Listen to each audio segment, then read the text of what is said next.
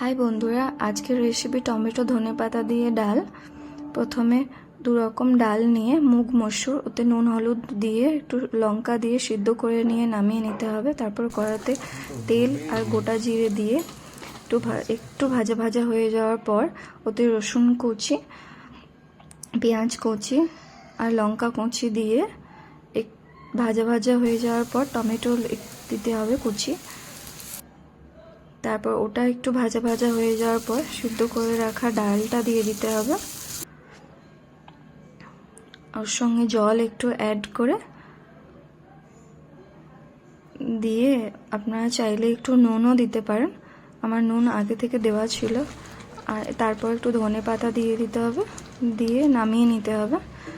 এরপরে রেডি আমাদের টমেটো ধনেপাতা দিয়ে ডাল। সাবস্ক্রাইব বন্ধুরা।